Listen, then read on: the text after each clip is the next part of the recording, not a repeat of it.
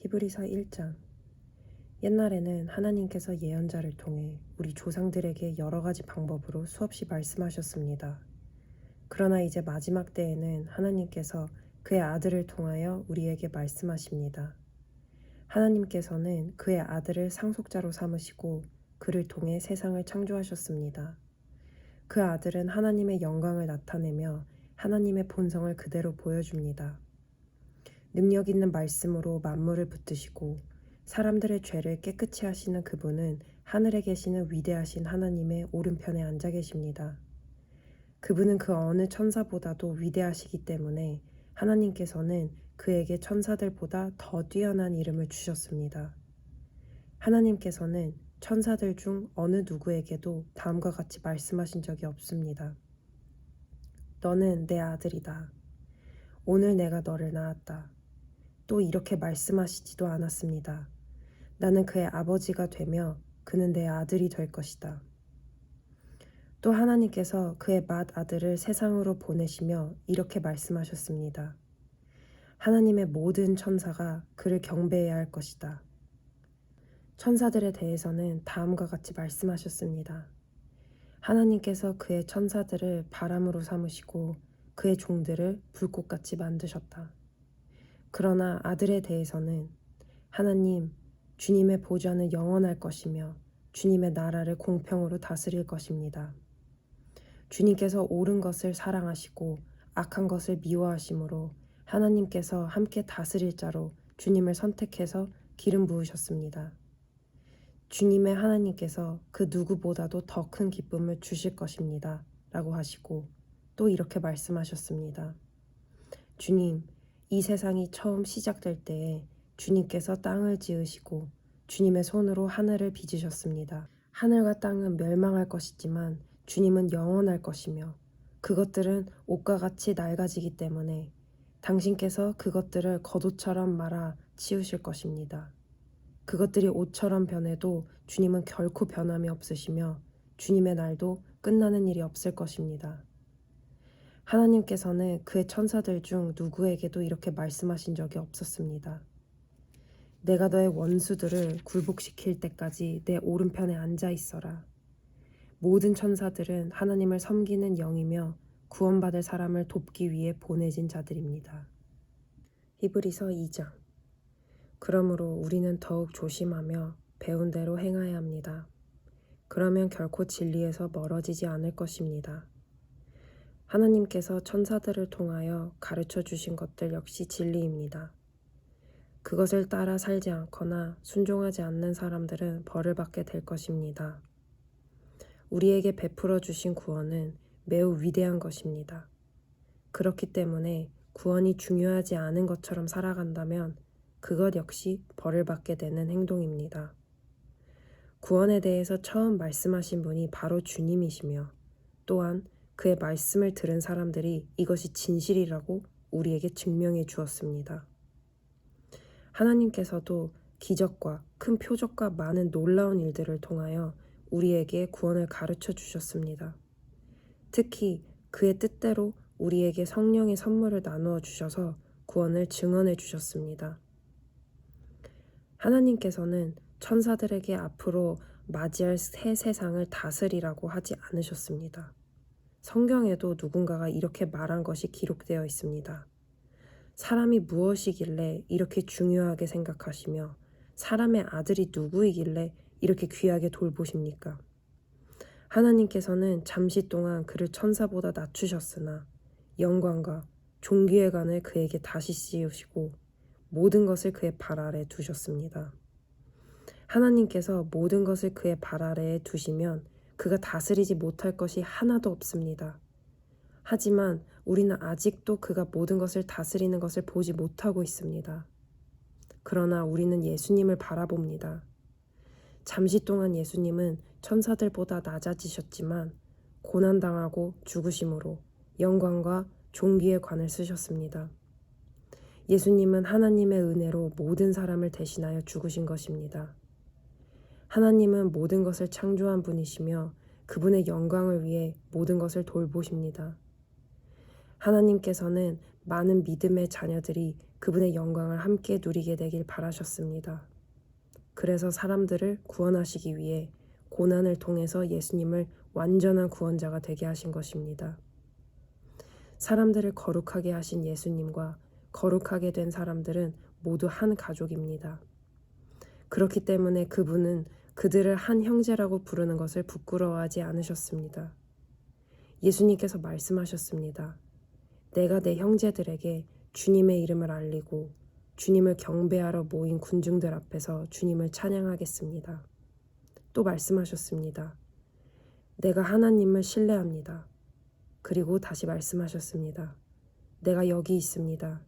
그리고 나와 함께 있는 사람들은 하나님께서 나에게 주신 자녀들입니다. 이 자녀들은 모두 살과 피를 가진 사람이기 때문에 예수님도 그들과 같은 모습으로 사람들이 겪는 것과 똑같은 것을 겪으셨습니다. 예수님께서는 죽음의 권세를 가진 마귀를 멸망시키기 위하여 죽으셨고 또한 죽음에 대한 두려움에 사로잡혀 사는 사람들을 자유롭게 하기 위해 사람들과 같은 모습으로 죽으셨습니다.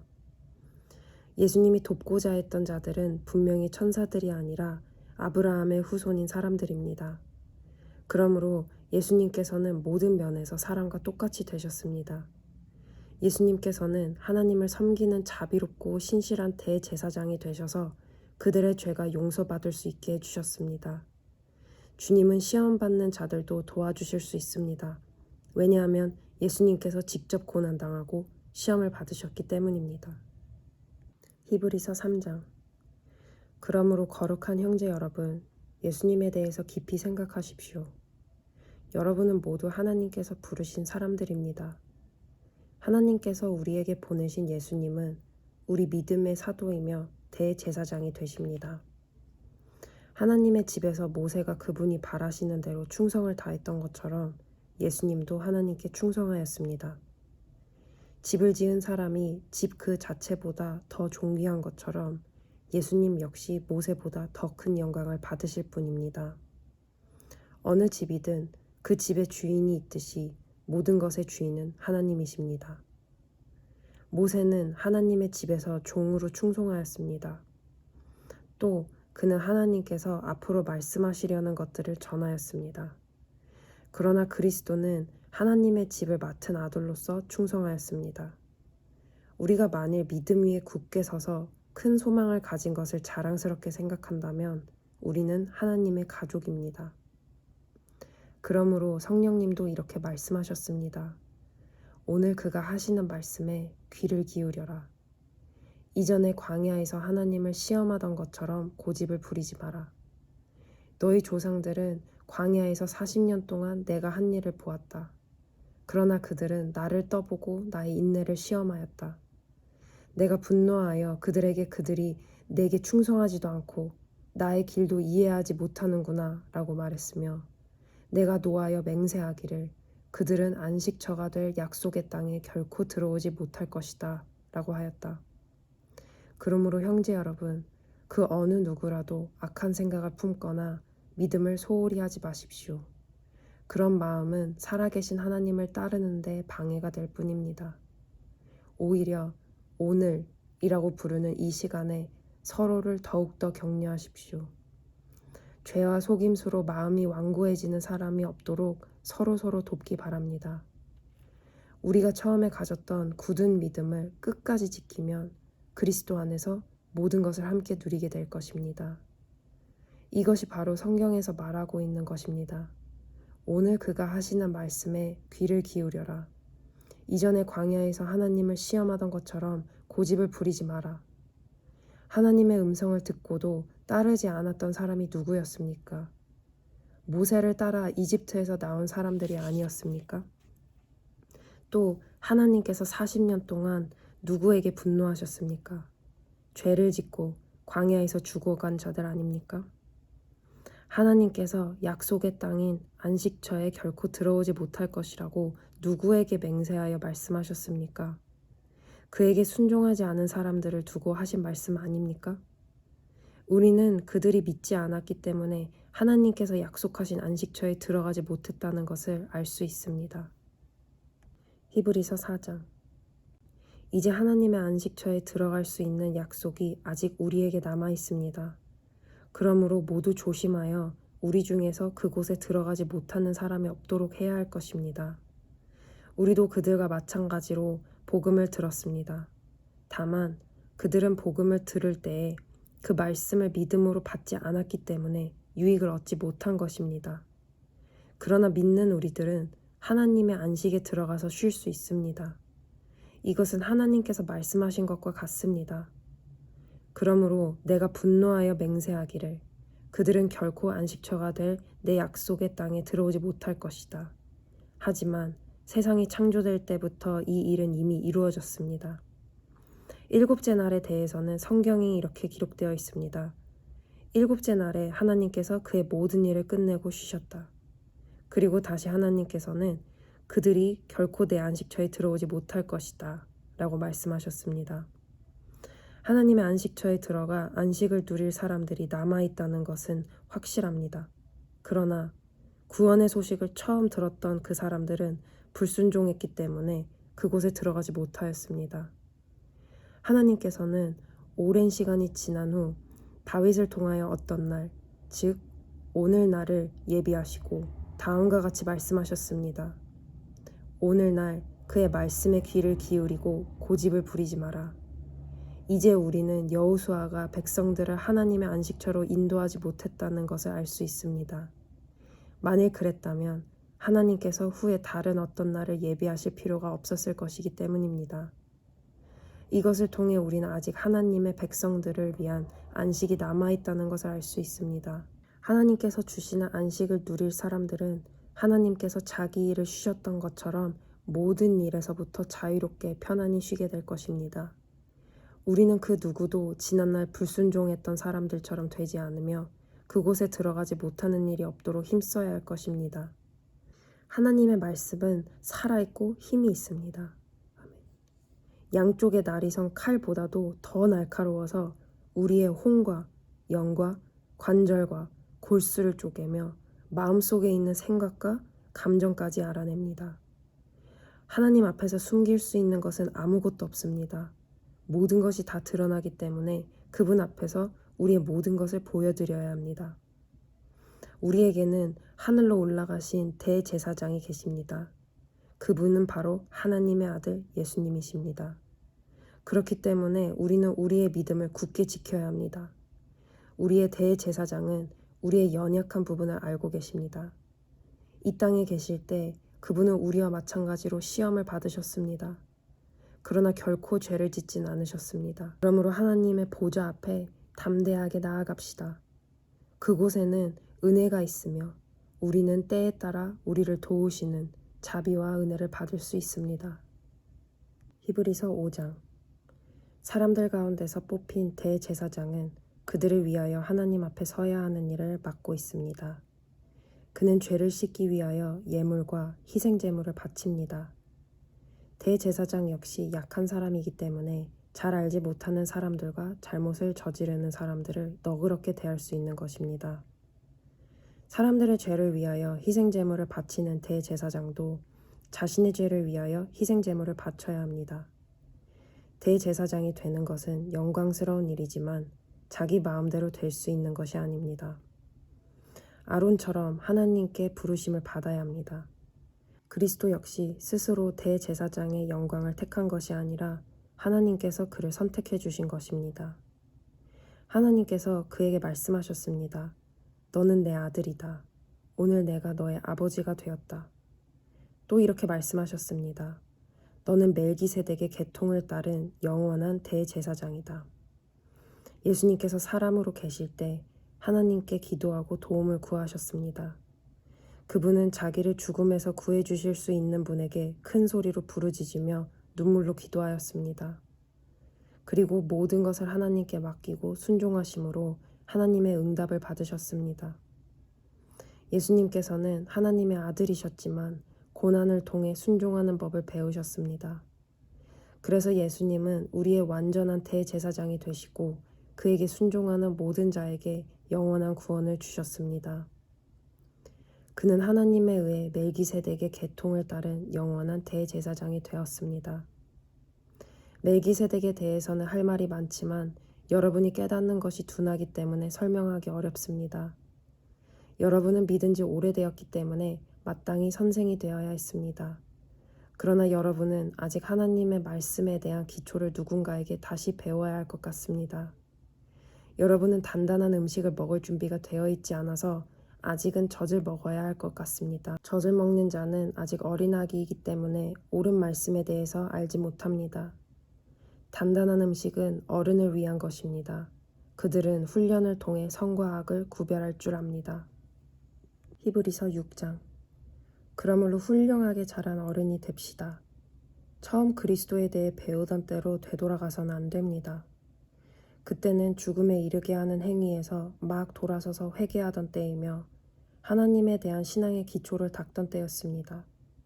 세례와 안수와 죽은 자의 부활과 영원한 심판에 관한 기초를 다시 닦지는 마십시오. 하나님께서 허락하시면 우리는 어른으로 성장할 수 있습니다. 변화된 새 생활로 다시 돌아오지 못하는 사람들도 있습니다. 그들은 한때 하나님의 빛 가운데 살았고 하늘의 은사를 맛보며 성령을 경험한 사람들이었습니다. 하나님의 선한 말씀과 앞으로 올 새로운 세상의 능력도 받았습니다. 그런데 그들이 그리스도를 떠나버렸습니다. 이들을 다시 돌이킬 수 있는 방법은 없습니다. 왜냐하면 그들은 하나님의 아들을 다시 십자가에 못 박고 사람들 앞에서 욕되게 했기 때문입니다. 어떤 사람들은 많은 비를 흡수하는 땅과 같습니다. 그런 땅은 좋은 열매를 맺어 하나님께 복을 받습니다. 반면 가시와 엉겅퀴가 많이 자라나 쓸모없는 땅과 같은 사람들도 있습니다. 그런 땅은 저주를 받으며 불에 태워질 것입니다. 사랑하는 여러분, 우리가 비록 이렇게 말하고 있지만 여러분이 구원을 누리게 될 것을 확신합니다. 하나님께서는 공평하시기 때문에 여러분이 한 일들과 성도들을 도우면서 보여준 사랑을 잊지 않으실 것입니다. 또한 여러분이 지금도 그들을 돕고 있다는 것을 기억하실 것입니다. 우리가 바라는 것은 여러분이 앞으로도 이와 동일한 부지런함을 보여주어 여러분이 가지고 있는 소망을 끝까지 확신하는 것입니다. 게으름 피우지 마십시오. 믿음과 인내를 가지고 나아가면 하나님께서 약속하신 것을 받게 될 것입니다. 하나님께서는 아브라함에게 약속하셨습니다. 하나님보다 더 위대한 분은 없으므로 하나님께서는 자기 이름으로 그에게 맹세하시며 말씀하셨습니다.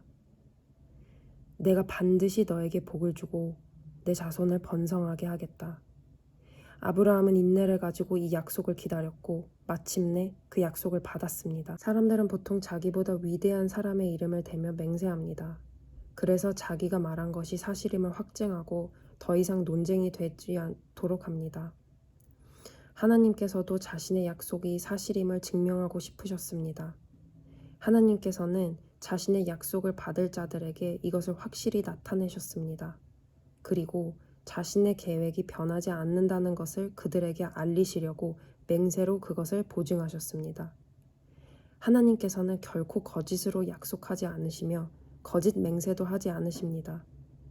변하지 않는 이 두 사실은 하나님께 피난처를 구하는 우리들에게 용기를 주며 우리가 받은 소망을 붙들 수 있는 힘을 줍니다. 우리가 가진 소망은 영혼의 닷처럼 안전하고 튼튼하여 그 소망을 통해 하늘 지성소의 커튼을 열고 그 안에 들어가게 합니다. 예수님께서 우리보다 앞서 그리고 우리를 위하여 먼저 그곳에 들어가셨습니다. 예수님께서는 멜기세덱의 계통을 따른 영원한 대제사장이 되셨습니다. 히브리서 7장. 멜기세덱은 살렘의 왕이며 지극히 높으신 하나님의 제사장이었습니다. 그는 아브라함이 여러 왕들을 무찌르고 돌아오는 길에 아브라함을 만나 축복해 주었습니다. 아브라함은 전쟁에서 빼앗아온 물건 중에서 10분의 1은 멜기세덱에게 주었습니다. 멜기세덱은 정의의 왕이라는 뜻이며 살렘 왕은 평화의 왕이라는 뜻입니다. 그의 아버지와 어머니가 누구인지는 아무도 모릅니다. 그의 고향이 어디인지 아는 사람도 없으며 그가 태어난 날과 죽은 날이 언제인지도 알지 못합니다. 그는 마치 하나님의 아들같이 영원한 제사장으로 있는 자입니다. 그가 얼마나 위대한 사람이었는지 생각해 보십시오. 우리 조상 아브라함은 전쟁에서 이겨 얻은 물건들 중 10분의 1을 그에게 주었습니다. 제사장이 된 레위 사람들은 율법에 따라 백성으로부터 10분의 1을 받을 수 있게 되어 있습니다.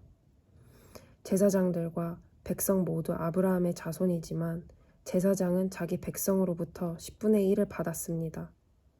멜기세덱은 레위 지파도 아니었는데 아브라함으로부터 10분의 1을 받았습니다.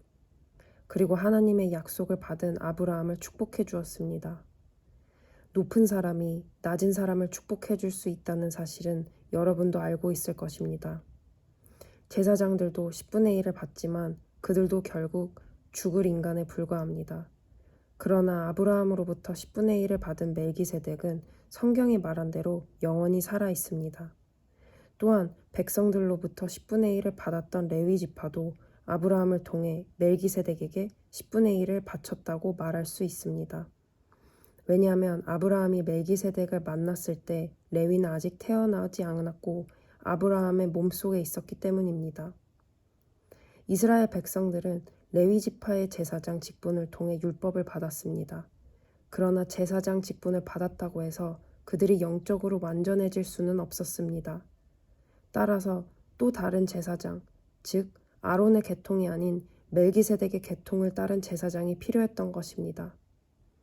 제사장 제도가 바뀌어야 한다면 율법도 바뀌어야 할 것입니다. 우리는 지금 그리스도에 대해서 말하고 있습니다. 그리스도는 레위 지파가 아닌 다른 지파의 사람이었는데 그 지파에서 나온 사람들 중 제단에서 제사장으로 섬긴 사람은 한 명도 없었습니다. 우리 주님께서 유다 지파에 속했다는 사실은 분명합니다. 모세가 이 지파에 대해 말할 때에 제사장 직분이라는 것을 한 번도 말한 적이 없었습니다. 멜기세덱과 같은 또 다른 제사장이 오신 것을 보면 이제 더 분명해지는 것 같습니다. 그분은 인간의 법과 규칙에 따라 제사장이 되신 것이 아니고 영원한 생명의 능력으로 제사장이 되셨습니다. 성경에 그분에 대해 이렇게 기록되어 있습니다. 너는 멜기세덱의 계통을 따른 영원한 제사장이다. 옛 계명은 약하고 쓸모가 없으므로 이제 폐지되었습니다. 모세의 율법으로는 아무것도 완전하게 할 수 없습니다. 그러나 이제 우리는 더 나은 소망을 받았고 이 소망을 통해 하나님께 가까이 나아갈 수 있습니다. 예수님을 대제사장으로 세우실 때에 하나님께서 맹세하셨습니다. 다른 사람들이 제사장이 될 때에는 그런 맹세를 하지 않으셨습니다. 그러나 그리스도는 하나님의 맹세로 제사장이 되셨습니다. 주님께서 너는 영원한 제사장이다 라고 약속하셨으니 그 마음을 결코 바꾸지 않으실 것이다. 예수님께서 하나님과 그의 백성 사이에 더 좋은 약속의 보증이 되셨다는 뜻입니다. 제사장들이 죽으면 제사장의 일을 더 이상 할 수 없기 때문에 제사장의 숫자가 많을 수밖에 없었습니다. 그러나 예수님께서는 영원히 살아계시기 때문에 결코 제사장의 일을 쉬지 않으실 것입니다.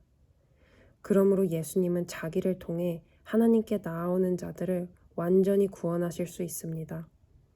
예수님은 항상 살아계셔서 하나님께 나아오는 자들을 돕고 계시기 때문입니다. 예수님이야말로 우리에게 진정으로 필요한 대제사장이십니다. 예수님께서는 거룩하고 죄가 없으시며 흠이 없고 죄인들과 구별되는 하늘보다 높은 곳에 계신 분입니다. 그분은 다른 제사장들과는 다릅니다. 그들은 매일 제사를 드려야 합니다. 먼저 자신의 죄를 위하여, 다음은 백성의 죄를 위하여 희생제물을 바칩니다. 그러나 그리스도는 그럴 필요가 없으십니다. 예수님께서는 자기 자신을 희생제물로 드려서 단 한 번에 그 일을 끝내셨기 때문입니다. 율법은 약점을 가진 사람들을 제사장으로 세웠습니다.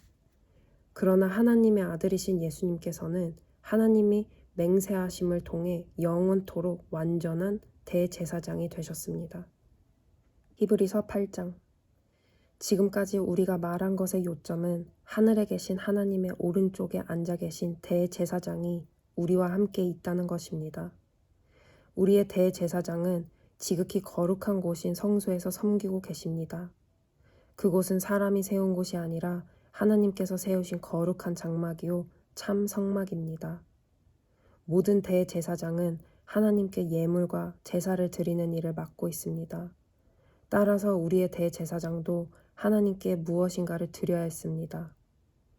예수님께서 이 세상에 계셨다면 제사장이 되시지 못했을 것입니다. 그것은 이미 세상에는 율법을 따라 하나님께 예물을 드릴 제사장들이 있기 때문입니다. 그들이 섬기는 성소는 하늘에 있는 성소의 모형과 그림자에 불과합니다. 모세가 성막을 지을 때 하나님께서는 너는 모든 것을 내가 산에서 내게 보여준 대로 주위에서 짓도록 하여라 하고 지시하셨습니다. 그러나 예수님께서 맡으신 제사장의 직분은 다른 제사장들의 일들보다 훨씬 더 큽니다.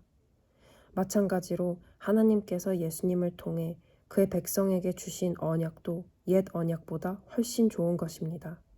이 새 언약은 더 좋은 약속에 근거하고 있습니다. 만일 첫 번째 언약에 아무 문제가 없다면 두 번째 언약이 필요 없을 것입니다. 그러나 하나님께서는 백성들의 잘못을 아시고 다음과 같이 말씀하셨습니다.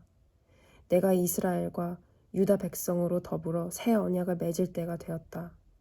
이것은 그들의 조상과 맺었던 언약과는 다른 것이다. 그때는 내가 그들을 내 손으로 붙들고 이집트에서 인도해낼 때였다. 그러나 그들은 나와 맺은 언약을 깨뜨렸고 나도 그들을 저버렸다. 나중에 내가 다시 이스라엘 백성과 함께 새 언약을 맺을 것이다.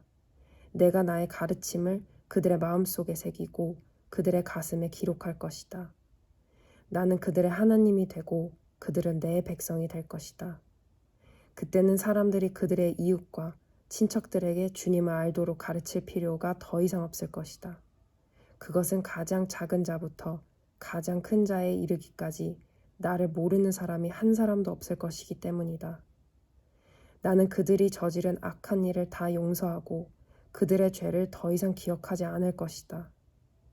하나님께서는 이것을 새 언약이라 부르시고 첫 번째 언약은 옛 언약으로 돌리셨습니다. 낡고 오래된 것은 사라지기 마련입니다. 히브리서 9장. 첫 번째 언약에도 예배 규칙이 있었으며 또한 예배를 위해 사람이 만든 장소도 있었습니다. 먼저 성막이 세워졌습니다. 성막의 앞부분은 성소라 불렀습니다. 그곳에는 촛대와 빵이 놓여진 상이 있었는데 하나님을 위해 거룩하게 예비된 것이었습니다. 휘장으로 가려진 성소 안쪽에는 지성소라고 하는 작은 방이 있었습니다. 그곳에는 향을 피우는 금 제단과 금으로 입혀진 법궤가 놓여 있었습니다. 법궤 안에는 만나를 담은 금 항아리와 아론의 쌍난 지팡이 그리고 옛 언약이 새겨진 돌판이 들어 있었습니다. 법궤 위에는 하나님의 영광을 나타내는 날개 달린 생물인 그룹들이 날개로 뚜껑을 덮고 있었습니다. 그러나 지금 이런 것들에 대해서 일일이 다 말할 수는 없습니다. 이 모든 것이 성막 안에 준비되어 있어서 제사장들은 언제나 첫 번째 방에 들어가 예배를 드렸습니다. 그러나 두 번째 방에는 오직 대제사장만이 1년에 한 번 들어갈 수 있었습니다. 또 대제사장도 피 없이는 결코 그곳에 들어갈 수 없었습니다. 그는 그 피를 자기 자신과 백성의 죄를 위해 하나님께 드렸습니다. 이것은 그들이 모르고 지은 죄를 위하여 드리는 것입니다. 성령은 이것을 통해 옛 성막 제도가 그대로 남아있을 때는 지성소로 들어가는 길이 아직 열려있지 않다는 것을 보여주셨습니다. 이것은 현재를 위한 비유입니다. 예물과 제사로는 예배드리는 자의 마음속까지 깨끗하게 할 수 없습니다.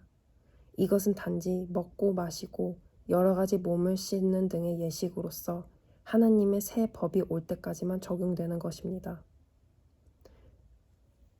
그러나 그리스도께서는 지금 우리가 가지고 있는 좋은 것들의 대제사장으로 오셨습니다.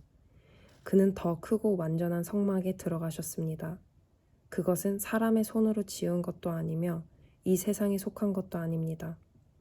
그리스도는 단 한 번 지성소로 들어가셨습니다.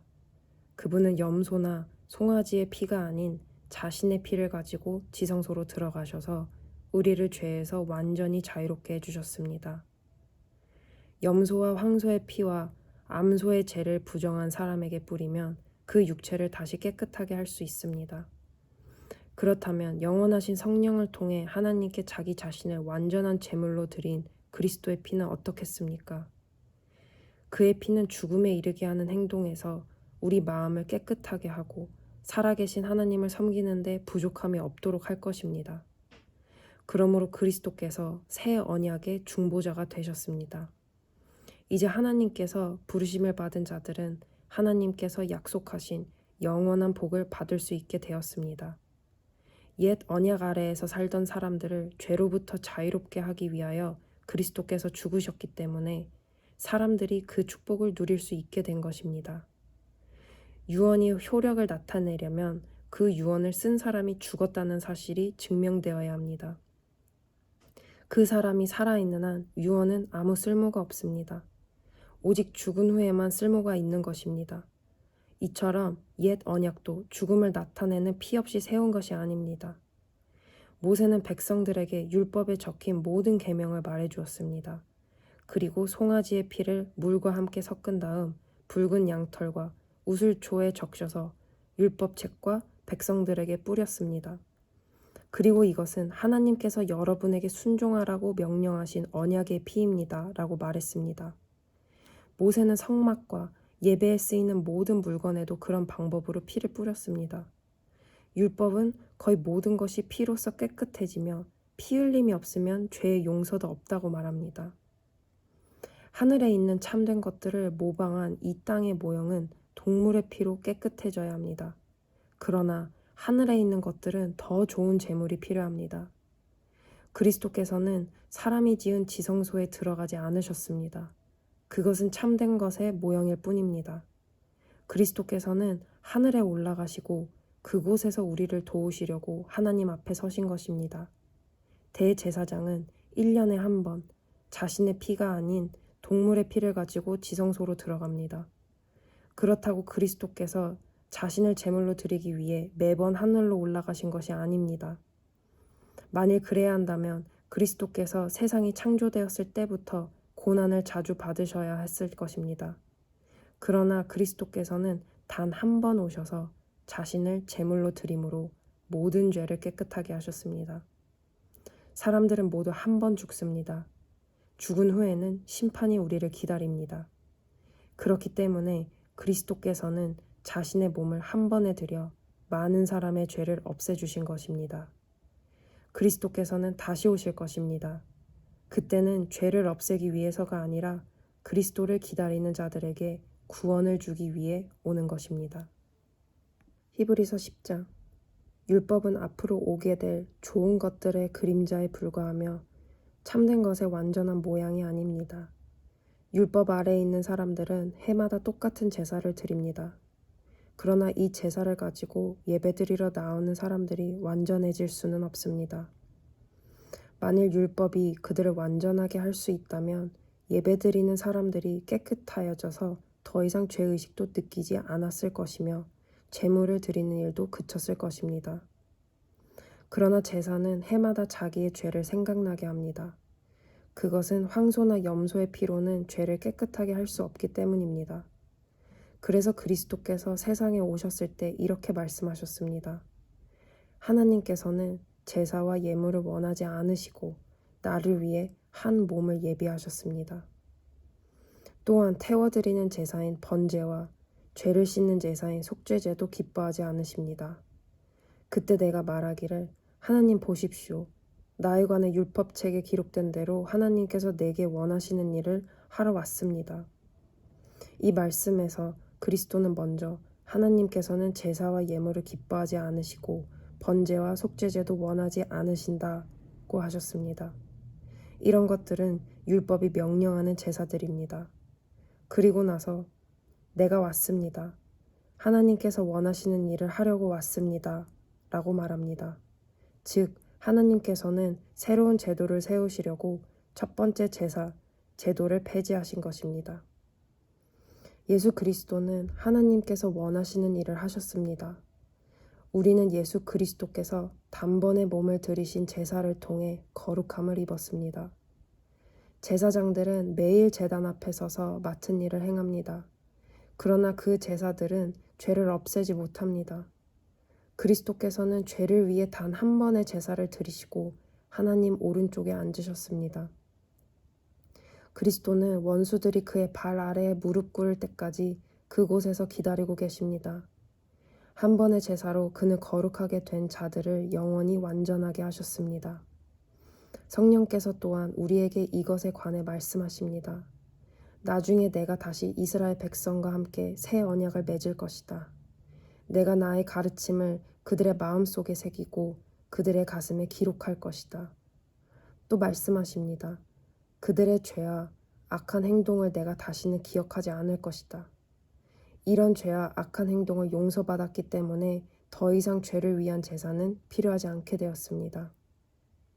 그러므로 형제 여러분, 우리는 예수님의 피 때문에 자유롭고 담대하게 지성소로 들어갈 수 있게 되었습니다. 우리는 예수님께서 우리를 위해 열어주신 새로운 길로 들어갑니다. 그것은 그분의 자신의 몸인 휘장을 찢어 생명의 길로 열어놓으신 곳입니다. 또 우리에게는 하나님의 집을 다스리는 위대한 대제사장이 계십니다.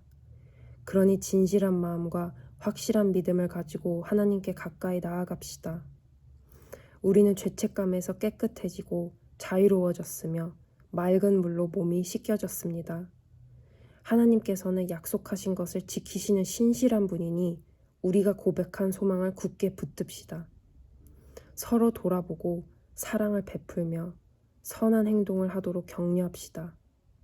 어떤 사람들이 하는 것처럼 교회의 모임에 빠져서는 안 됩니다.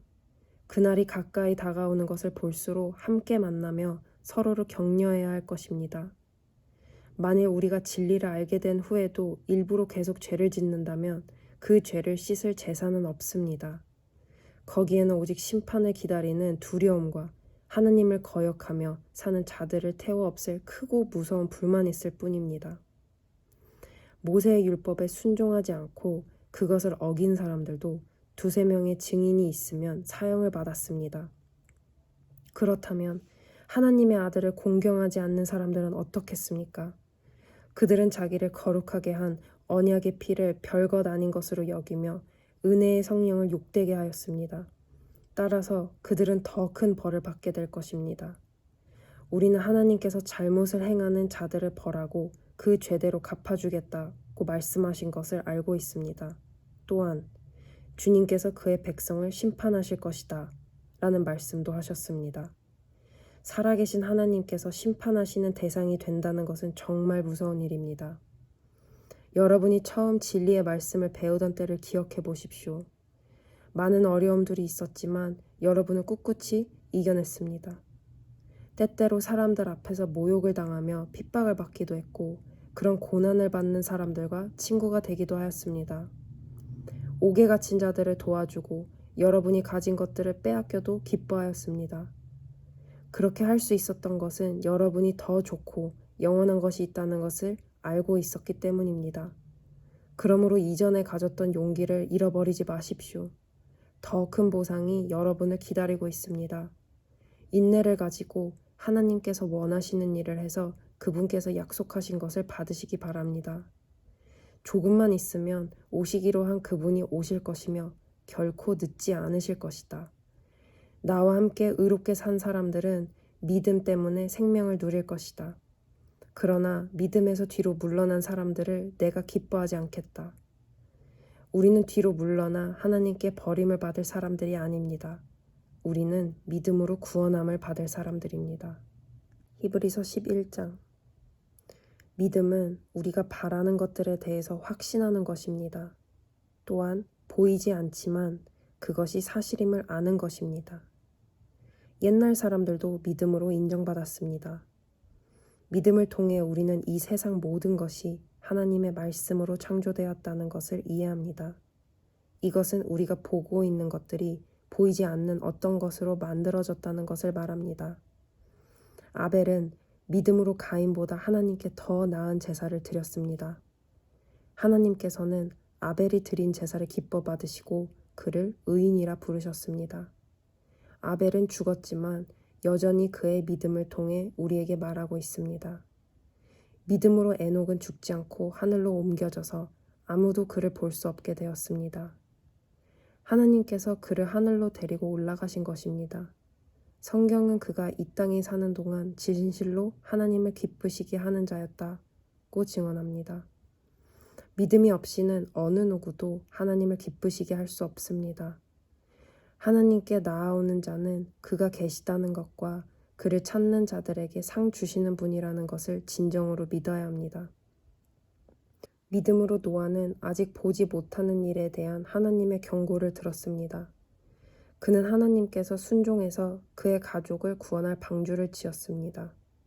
그는 믿음으로 세상이 잘못되어 가고 있음을 사람들에게 알리고 하나님과 의의 관계를 맺은 사람이 되었습니다. 믿음으로 아브라함은 하나님께서 그에게 약속하신 땅으로 가라는 하나님의 부르심에 순종하였습니다. 그는 가야 할 곳도 모른 채 자기 고향을 떠났습니다. 그는 믿음 때문에 하나님께서 자기에게 약속하신 땅에 가서 살 수 있었습니다. 그는 그곳에서 갈 곳 없는 나그네처럼 살았고 같은 약속을 받은 이삭과 야곱과 함께 장막에서 거하였습니다. 아브라함은 영원한 터가 있는 성을 기다리고 있었습니다. 그것은 바로 하나님께서 계획하고 세우신 성입니다. 사라 자신도 아이를 낳기에는 나이가 너무 많았으나 믿음으로 후손을 얻을 힘을 얻었습니다. 그것은 그녀가 약속해 주신 하나님을 신실한 분으로 믿었기 때문입니다. 나이가 많아 거의 죽은 사람과 다름없던 한 사람으로부터 하늘의 별과 바닷가의 모래알같이 셀 수 없을 정도로 많은 후손이 나왔습니다. 이 사람들은 모두 믿음을 따라 살다가 죽었습니다. 그들은 하나님께서 그의 백성에게 약속하신 것을 받지는 못했으나 앞으로 올 것들을 멀리서 보고 기뻐하였습니다. 그들은 스스로 자신들이 이 땅에서 나그네일 뿐이라고 고백하였습니다. 이것은 그들이 진짜 고향을 찾고 있다는 것을 나타냅니다. 만일 그들이 떠나온 고향을 생각한다면 다시 되돌아갈 수도 있었을 것입니다. 그러나 그들은 더 나은 고향을 기다리고 있었는데 그것은 바로 하늘에 있는 고향이었습니다. 그래서 하나님께서는 저들의 하나님이라고 불리는 것을 부끄러워하지 않으시고 그들을 위해 한 성을 예비해 주셨습니다. 아브라함은 하나님께 시험을 받았을 때 믿음으로 이삭을 제물로 바쳤습니다. 그는 하나님께 약속을 받았는데도 아들을 바칠 준비를 한 것입니다. 하나님께서는 그에게 내가 내게 약속한 후손은 이삭을 통해 나올 것이다 라고 말씀하셨습니다. 아브라함은 하나님께서 죽은 사람도 살려주신다는 것을 믿었습니다. 아브라함은 이삭을 죽은 사람들 가운데서 다시 받은 것입니다. 믿음으로 이삭은 야곱과 에서의 앞날을 축복하였습니다. 또 믿음으로 야곱은 죽을 때 요셉의 아들들을 축복하고 그의 지팡이를 짚고서 하나님께 경배드렸습니다. 믿음으로 요셉은 죽을 때 이스라엘 백성이 이집트에서 떠날 것을 말하였고 자기의 시신을 어떻게 할 것인지도 얘기하였습니다. 믿음으로 모세의 부모는 그가 태어났을 때 평범한 아이가 아니라는 것을 알고 석 달 동안 그를 숨기며 키웠습니다. 그들은 왕의 명령을 거역하는 것도 두려워하지 않았습니다. 믿음으로 모세는 성장한 뒤 파라오 딸의 아들이라 불리는 것을 거절하였습니다. 그는 잠시 동안 죄의 즐거움을 누리기보다는 하나님의 백성들과 함께 고난받는 것을 택하였습니다. 그는 이집트의 온갖 보물을 가지는 것보다 그리스도를 위해 고난받는 것이 더 낫다고 생각한 것입니다. 그는 오직 하나님이 주실 상만을 바라보았습니다. 믿음으로 모세는 이집트를 떠났으며 왕의 분노를 두려워하지 않았습니다. 모세는 분노를 두려워하지 않았습니다. 모세는 보이지 않는 하나님을 마치 보이는 듯이 바라보며 꿋꿋이 참았습니다. 믿음으로 모세는 유월절을 준비하고 문마다 피를 발랐습니다. 이 피는 죽음의 천사가 이스라엘 백성의 맏아들을 죽이지 않도록 하기 위해 바른 것입니다.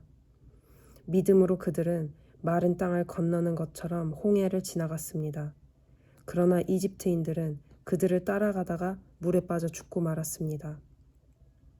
믿음으로 이스라엘 백성들이 여리고 성 주위를 7일 동안 돌자 성은 무너졌습니다.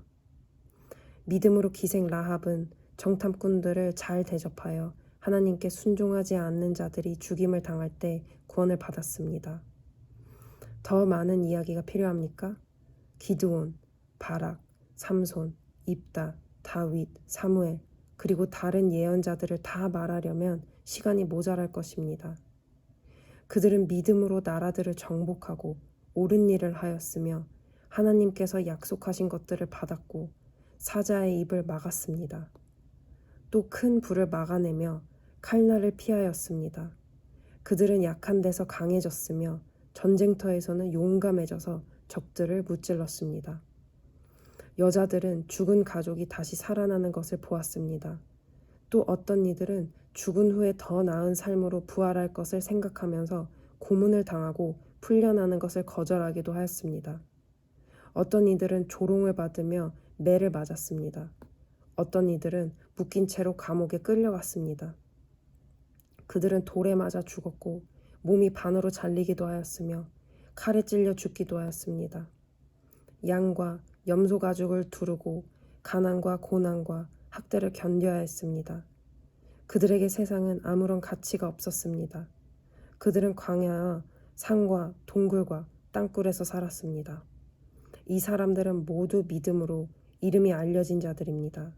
그러나 그들 중 어느 누구도 하나님께서 약속하신 것을 받지는 못하였습니다. 그것은 하나님께서 우리에게 더 좋은 것을 예비하시고 그들이 우리와 함께 완전해지도록 하셨기 때문입니다. 히브리서 12장. 우리에게는 이렇게 많은 믿음의 증인들이 있습니다. 그들의 삶은 우리에게 믿음이 무엇인지 말해주고 있습니다. 그러므로 포기하지 말고 우리 앞에 있는 경주를 열심히 합시다. 우리의 삶 속에서 방해가 되는 것들은 다 없애버리고 우리를 쉽게 올가매는 죄를 벗어버립시다. 우리 믿음의 시작이며 또 믿음을 완전하게 하시는 주님만을 바라봅시다. 예수님께서는 십자가에서 돌아가실 때 아무것도 아닌 것처럼 모든 부끄러움을 참아내셨습니다. 예수님께서는 하나님께서 예비해 두신 기쁨을 기대하셨기 때문에 그렇게 하실 수 있었던 것입니다. 이제 그분은 하나님 보좌의 오른편에 앉아 계십니다.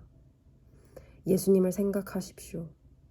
예수님께서는 죄인들이 그를 미워해서 악한 일을 할 때에도 묵묵히 참으셨습니다. 지칠 때라도 낙심하지 말고 예수님의 본을 따르기 바랍니다. 여러분은 죄와 맞서 싸우고 있지만 아직 죽을 정도까지 싸워보진 않았습니다. 여러분은 하나님께서 그의 아들을 격려하듯이 말씀해 주신 것을 잊었습니까? 내 아들아, 주의 훈계를 가볍게 여기지 말고 주님께서 너를 꾸짖으실 때 낙심하지 마라. 주님께서는 사랑하는 자에게 벌을 주시고 그의 아들로 받아들인 자들을 채찍질하신다. 따라서 여러분이 받는 고난을 아버지의 훈계로 알고 견디십시오. 하나님께서는 아버지가 자기 아들에게 벌 주듯이 여러분을 대하시는 것입니다. 아들을 훈계하지 않는 아버지는 어디에도 없습니다. 아들이면 훈계를 받게 마련입니다. 만일 여러분에게 아무 훈계가 없다면 여러분은 사생아이며 참 아들이 아닙니다. 우리는 이 땅에서 모두 육체의 아버지가 있습니다. 그 아버지가 우리를 훈계한다 해도 공경하는데 하물며 영의 아버지의 훈계를 받아들여야 하는 것은 말할 필요도 없지 않습니까? 그렇게 할 때 우리는 생명을 받게 되는 것입니다. 이 땅에서의 아버지는 그들이 가장 좋다고 생각하는 대로 우리를 벌합니다. 그러나 하나님께서는 우리가 그분의 거룩하심을 닮게 하기 위해 벌하십니다. 훈계를 받는 바로 그때에는 즐거움이 없고 고통스럽습니다. 그러나 후에 그 훈계 때문에 더 나은 사람이 된다면 우리에게 평안이 있을 것입니다. 왜냐하면 우리가 올바른 길 안에서 살아가게 되었기 때문입니다. 여러분은 피곤한 손과 연약한 무릎을 강하게 하여 일어나십시오. 올바른 길을 가십시오. 그러면 다리 저는 사람이 절뚝거리지 않고 고침을 받게 될 것입니다. 모든 사람과 사이좋게 지내며 거룩하게 사십시오. 만일 삶이 거룩하지 못한다면 결코 주님을 만나지 못할 것입니다. 아무도 하나님의 은혜를 놓치지 않도록 주의하시기 바랍니다. 여러분 가운데 쓴 뿌리와 같은 사람들이 생겨나지 못하게 하십시오. 그런 사람은 많은 사람을 괴롭히거나 더럽힙니다. 성적인 죄를 범하지 말며 에서처럼 하나님을 생각지 않는 사람이 없도록 하십시오. 에서는 맏아들로서 아버지의 모든 것을 다 받을 수 있었지만 한 그릇에 먹을 것을 위하여 맏아들의 특권을 팔고 말았습니다. 여러분도 알다시피 에서는 그 후에 아버지의 축복을 받기 위해 울면서 부탁했지만 거절당했으며 회개할 기회를 얻지 못했습니다. 여러분이 도착할 곳은 손으로 만질 수 있거나 불이 타오르는 산도 아니고 어두움과 슬픔과 폭풍이 일어나는 산도 아닙니다. 또한 나팔 소리와 음성이 들려오는 산도 아닙니다. 이스라엘 백성이 산에서 들려오는 음성을 들었을 때 그들은 더 이상 하나님께서 말씀하시지 않도록 부탁했습니다. 그들은 누구든지 심지어 짐승이라도 이 산에 닿으면 돌로 쳐서 죽임을 당할 것이다 라는 하나님의 명령을 감당할 수 없었습니다. 그 광경이 너무나 무서워 모세조차도 두렵고 떨린다고 말하였습니다. 그러나 여러분은 시온산에 이르렀으며 살아계신 하나님의 성, 하늘의 예루살렘에 이르렀습니다. 이곳은 수많은 천사들이 기뻐하며 함께 모여있는 곳입니다. 또 하늘에 이름이 기록된 맏아들의 모임이 열리는 곳이며 모든 사람의 심판자이신 하나님께서 계신 곳입니다. 그리고 완전하게 된 의인들의 영혼이 거하는 곳이기도 합니다. 여러분은 그의 백성들에게 하나님의 새 언약을 가져다 주신 예수님께서 계신 곳에 왔습니다. 여러분은 아벨의 피보다 더 나은 소식을 전해준 그리스도의 피에 가까이 나아온 것입니다. 여러분은 하나님께서 말씀하실 때 거역하지 마십시오. 옛 선조들은 땅에서 모세를 통해 경고를 받고도 순종하지 않다가 벌을 받았습니다. 이제는 하나님께서 하늘로부터 우리에게 경고하시는데 우리가 그 말씀을 듣지 않는다면 어떻게 되겠습니까? 예전에는 그 소리가 땅을 흔들었지만 이제는 땅뿐만 아니라 하늘까지도 다시 한번 흔들어 놓겠다고 하나님께서 약속하셨습니다. 다시 한번 이라는 말은 흔들릴 수 있는 것들은 모조리 없애버리시겠다는 뜻이기도 합니다. 이것은 흔들리지 않는 것들만을 남기려는 것입니다. 우리가 흔들리지 않는 나라를 가졌으니 감사드립시다. 하나님을 기쁘시게 하며 경건함과 두려움으로 그분께 예배드립시다. 우리 하나님은 모든 것을 태워버리는 불과 같은 분이십니다. 히브리서 13장. 그리스도 안에서 한 형제로 서로 사랑하십시오. 나그네를 대접하는 일을 잊지 말기 바랍니다. 어떤 사람들은 나그네를 대접하다가 자기도 모르는 사이에 천사를 대접하였습니다. 옥에 갇힌 자들을 기억하십시오. 마치 여러분이 옥에 갇혀 있는 것처럼 저들을 생각하고 고통당하는 자들을 볼 때는 여러분이 고통받는 것처럼 그들을 생각해 주기 바랍니다. 모두 결혼을 귀하게 여기십시오. 남편과 아내는 그들의 결혼을 깨끗이 유지해야 합니다. 하나님께서는 간음하는 자들을 벌하실 것입니다. 돈이 여러분의 삶을 다스리지 않도록 하십시오. 가진 것에 만족하시기 바랍니다. 하나님께서는 내가 결코 너를 떠나지 않겠다. 내가 결코 너를 잊지 않겠다고 말씀하셨습니다. 그러므로 우리는 자신 있게 말할 수 있습니다. 주님은 나를 돕는 자시니 내가 두려워하지 않을 것입니다. 사람들이 내게 무슨 짓을 할 수 있겠습니까? 여러분에게 하나님의 말씀을 가르쳐준 지도자들을 기억하십시오. 그들이 어떻게 살고 어떻게 죽었는지를 생각하고 그들의 믿음을 본받으십시오. 예수 그리스도는 어제나 오늘이나 영원히 똑같으십니다. 여러 가지 이상한 가르침에 빠져서 잘못된 길로 들어서지 않도록 주의하십시오. 하나님의 은혜로 마음을 강하게 하십시오. 그러나 음식에 대한 규칙에는 얽매이지 마십시오. 그런 규정은 아무 도움이 되지 않습니다. 우리에게 제단이 있습니다. 그러나 성막에서 섬기는 제사장들이 제사 드린 것을 먹을 수는 없습니다. 대제사장은 죄를 없애기 위해 지성소 안으로 동물의 피를 가지고 들어가서 그것을 바칩니다. 그러나 그 동물의 시체는 성막 바깥에서 불사릅니다. 이와 같이 예수님도 성문 밖에서 고난을 당하셨습니다. 예수님께서는 자기 피로 그의 백성들을 거룩하게 하려고 죽으셨습니다. 그러므로 우리도 성문 밖에 계신 주님께 나아가서 그분이 당하신 수치를 함께 겪읍시다. 이 땅에는 영원한 성이 없으며 우리는 앞으로 다가올 성을 찾고 있습니다. 그러므로 예수님을 통하여 항상 하나님께 찬양의 제사를 드립시다. 이는 그분의 이름을 증언하는 우리 입술의 열매입니다. 다른 사람들에게 선을 베푸는 일을 잊지 마십시오. 여러분이 가진 것을 서로 나누시기 바랍니다. 이러한 행동은 하나님을 기쁘시게 하는 제사입니다.